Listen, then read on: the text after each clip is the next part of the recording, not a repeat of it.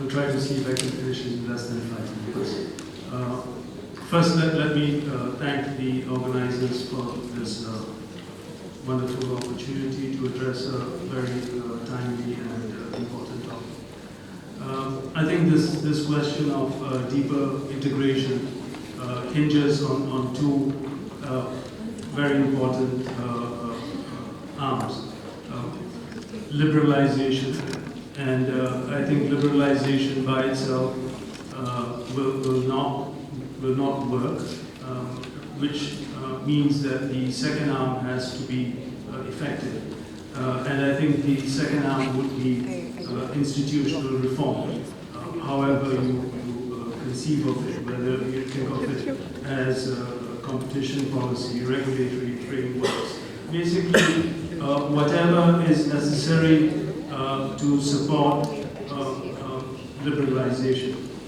And it's important that you have these instruments in place if ASEAN is to take advantage of the trends that it's facing.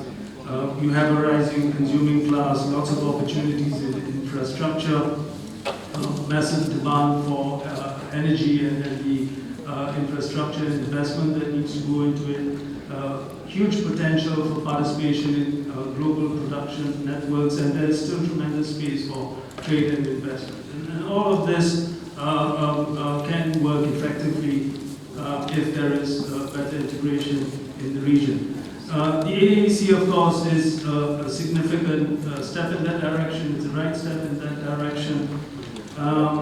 And the RCEP, which rises out of the AEC, is therefore extremely important.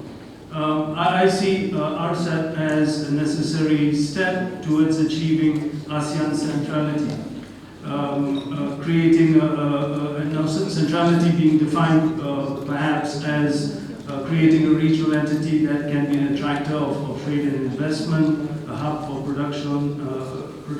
global production networks, and also perhaps centrality in the sense of being a counterweight to other regional groupings. For all of this to happen, you need to have deeper integration, and RCEP is I think, a route to it.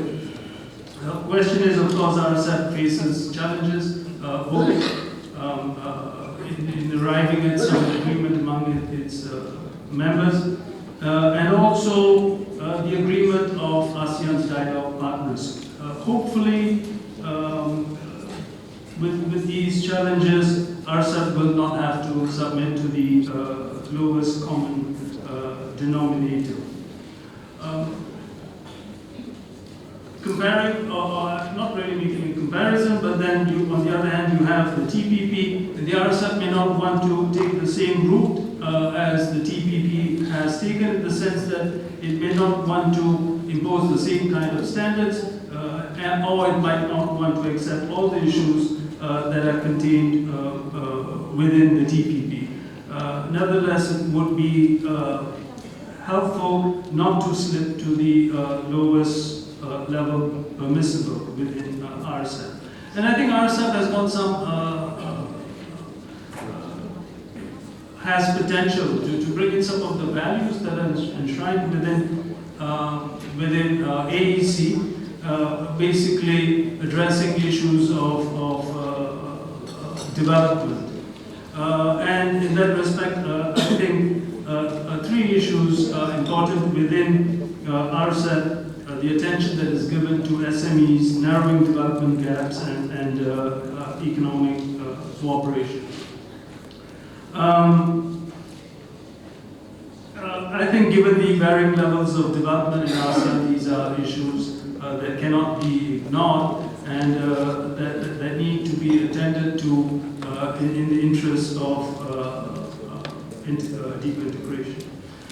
Now, of course, the TPP is round the corner, and there is this question of what kind of impact TPP will have on ASEAN, because you have within ASEAN TPP members and non-TPP key members, and also the dialogue partners, some of whom are in it and others who are not. But I would think that, as we've seen from some of the, heard from some of the earlier discussion, there's a likelihood of more, of a couple of other ASEAN members looking at TPP in the coming years. Visually, there is the possibility of Thailand looking at it, Indonesia, and of course the Philippines. And within all of this, of course, one can easily see that there will be a lot of growth and development in the region. And China itself has its own ambitious network of connectivity projects that will span the region. India too has got, one is talking of connectivity. India has also initiated a number of projects.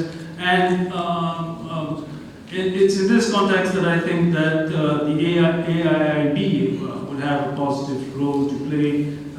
It's hard to say quite decisively how AIIB would work, but it appears as if AIIB would offer a range of opportunities that would complement the workings of the other multilateral organizations like the IMF, World Bank, and Aid.